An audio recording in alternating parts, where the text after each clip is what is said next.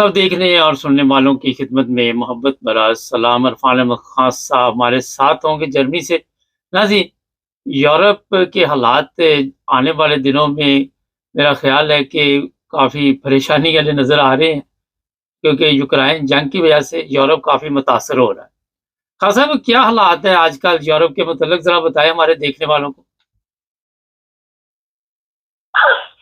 Europe में देखें, एक तो जो टैरिफ का मसला है इसने यूरोप को हिला के रख दिया है।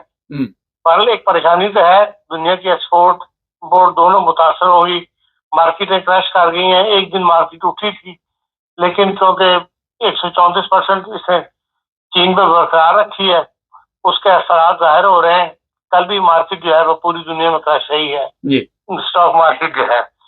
और ये इससे बाहर इकसादियात पे फर्क पड़ता है, और ये इकसादियात के सहारे ही चल रहे हैं ये मुल्क जो है यूरोप के। तो उस वजह से एक तो परेशानी ये है, दूसरी ये है यूक्रेन की जंग के अंदर जब से जोर आया हुआ है, हुँ, वो इतना ज्यादा पब्लिक अब टीवी वगैरह पर नहीं बताया जा रहा, लेकिन कहा यह जा रहा है कि वहां पर काफी इलाकों पे, बाज़ इलाकों में रूस भी आगे बढ़ा है और बाज़ इलाकों में यूक्रेन ने वापस ले लिए हैं रूस से, जिन पे रूस से कब्जा कर लिया था। हुँ, और ये एक खासी वहां पे एक सिचुएशन जो है वो अम, इस तरफ डेवलप हो रही है कि यूरोप इस लिहाज से परेशान है कि रूस ने पर एतबार नहीं किया जा सके, और रूस के इरादे क्या है ये सबसे बड़ा सवाल है इन यूरोप के लिए।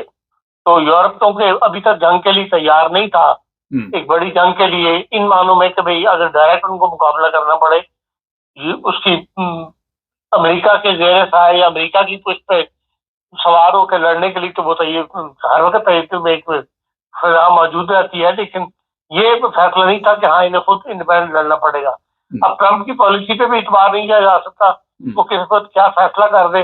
और पुतिन वैसे ही इनके लिए काबिल एतबार नहीं है यूरोप के लिए।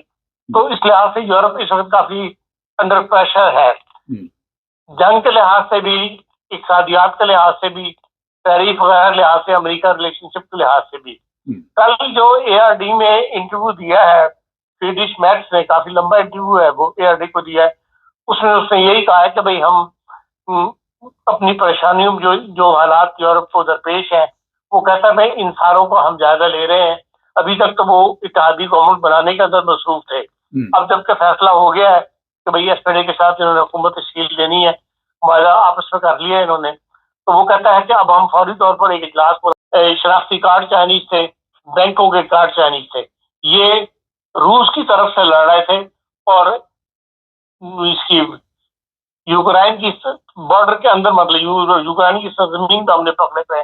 वो कहते हैं इससे पहले 4,000 फौजी शुमाली कोरिया के जो है वो रूस की बिहाफ पे लड़ रहे थे, लेकिन रूस की मदद कर रहे थे रूस की अपनी सरजमीन के ऊपर, हुँ, जिसमें से 4,000 हमने मार दिए थे बकौल उनके। तो वो कहते हैं ये एक ऐसा इकदाम है कि ये चाइनीज हमारी उसमें बॉर्डर में दाखिल हुए हैं सर के अंदर, तो हम बाकायदा इंटरनेशनली चाइना के साथ इसका एहतजाज करेंगे। तो ये सारी बातें बताती हैं कि ये जंग बंद होने वाली नहीं, ये मजीद जो है वो तवाल पकड़ लेगी, या ये जंग मजीद फैल सकती है। तो इस सारी सूरत हाल से भारत सबसे ज्यादा इफेक्टेड जो है वो यूरोपियन ममालिक होगी।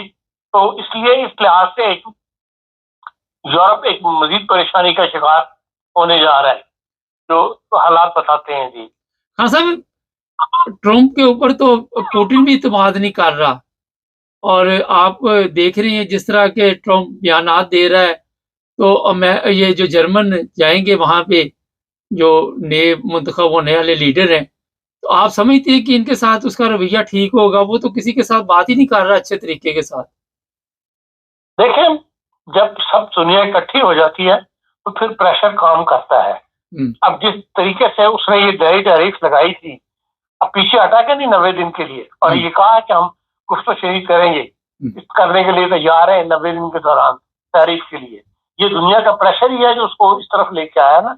इस तरह अगर 50 ममालिक का नुमाइंदा बन के स्वीडिश मैक्स या बरतानिया के वजीर आजम जाते हैं, बात करते हैं, तो लाजमी उसको कुछ ना कुछ पीछे हटना पड़ेगा अपनी सोच से या अपनी जो अज़ाइम वो रखता है। हुँ, अगर तो ये कांग्रेस से मंजूरी ले या सेनेट से मंजूरी लेके इकदाम उठाए, तो वो और बात है। उसमें फिर यकीनन सेनेट और कांग्रेस मेंबरान है वो भी इसके ऊपर बोलेंगे वहां पे, वो तो तमाम ऑर्डर जो है एग्जेक्टिव ऑर्डर की जो उसके पास अथॉरिटी है उसके तहत कर रहा है।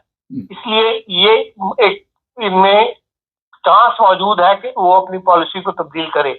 अगर इंटरनेशनल प्रेशर बढ़ेगा तो वो उसको कांग्रेस को भी बर्दाश्त करना पड़ेगा, सेनेट को भी, अमेरिकन सेनेट को भी बर्दाश्त करना पड़ेगा, और ये बात फिर वहां बहस में आएगी। तो फिर यकीनन ट्रंप की पॉलिसी जो है उसमें कुछ ना कुछ तब्दीलियां जो नजर आनी चाहिए आपको। हाँ साहब, मसला इस वक्त चलो अमेरिका का तो जो है, लेकिन ये रूस को के साथ बातचीत के साथ यूरोप को अपना रास्ता नहीं निकाल सकता कि पुरअमन तरीके के साथ आगे बढ़ा जाए? कोई ऐसा रास्ता निकालने के लिए भी कोई काम हो रहा है या जंग की तैयारी में सब लगे हुए हैं? देखिए कोशिश तो बैकडोर यकीन ऐसी कोशिशें हो रही होंगी, लेकिन यूक्रेन ने जो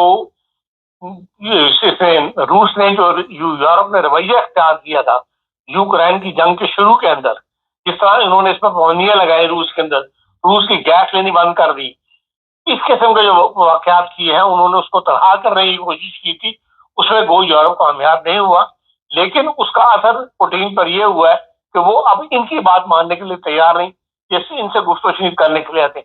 अब जो भी वो आज़म लेके बैठा है वो उसको अपने कंप्लीट करना चाहता है। तो जो शुरू का मामला था उसको उस वक्त अगर यूरोप मिलकर चलता उस वक्त, तो वो अमेरिका की शहर के ऊपर यूरोप भी तगड़ा हुआ था। रूस को घासी डाला, तमाम पाबंदियां जो अमेरिका लगाना चाहता था उनमें हिमायत कर रहा था। तो जाहिर है कि उसका असरात जो है वो जाहिर हो रहे हैं और वो बर्दाश्त करने पड़ेंगे। हाँ साहब, ये बताया जा रहा है कि 2025 में कोई ऐसा काम होने वाला है जिसे आप एटमी जंग भी कह सकते हैं, और यूरोप जो है वो भी बड़ा नुकसान उठाएगा। आप देखते हैं कि कोई इस तरह के हालात 2025 में, या लोग बड़े-बड़े दावे कर रहे हैं, कोई पेशगोई निकाल के बैठा हुआ है, कोई कोई तरीका बता रहा है, क्या कहते हैं आप? देखें हालात तो जिस तरह सियासी हालात बदलते हैं उनमें कोई देर नहीं लगती। तो पहली कोशिश तो अभी तक तो यूरोप की यही होगी कि वो जंग से बचेगा, इसलिए कि वो यूरोप जंग लड़ने की पोजीशन में नहीं है।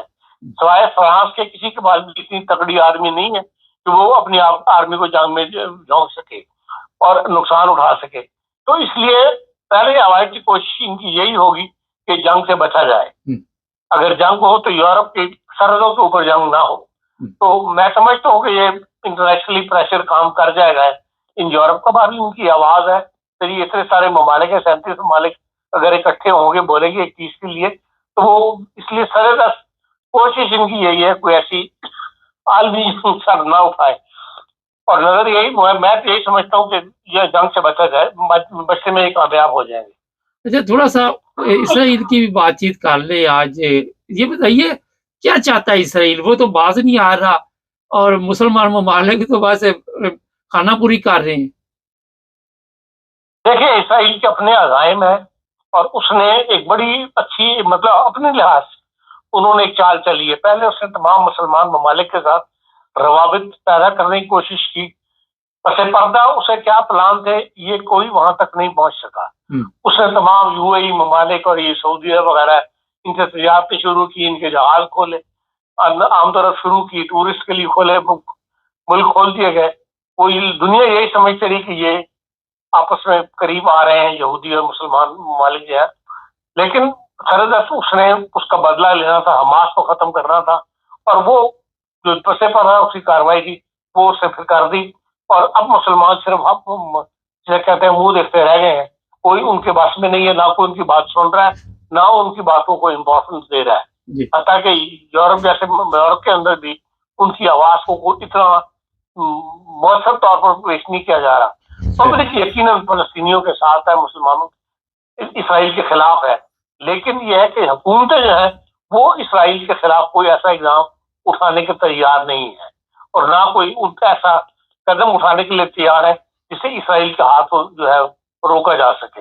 इस वजह से इसराइल बाहर अपने अज़ाइम पर पूरे तो उतर रहा है, और वो हमास को उसने खत्म करके रखना था और वो कर दिया हुआ। तो ये बात है, अब तो ईरान को अपनी फिक्र करनी चाहिए, क्योंकि इसराइल अगर दोबारा मुसलमान या कोई वो तंजीम उठती है तो वो ईरान की शहर पे उठेगी, इसलिए वो और तो कोई मुसलमान की इतनी मदद नहीं करता जितने के प्रैक्टिकली जब जिस कहते हैं असले के मुआतोर या उनको जमीन फराम कर रहे हैं, असला फराम करने के अंदर ईरान ने ही सबसे ज्यादा मदद की हुई है और मुसलमान तो इतनी नहीं करते। चले इसलिए अब ईरान की तरफ शामत आने वाली है, उससे तरफ बचने के लिए कोशिश करनी चाहिए मुसलमानों। बहुत शुक्रिया खान साहब। ये थी जनाब ताज़ा सूरत हाल। देखते हैं क्या बनता है। चैनल को सब्सक्राइब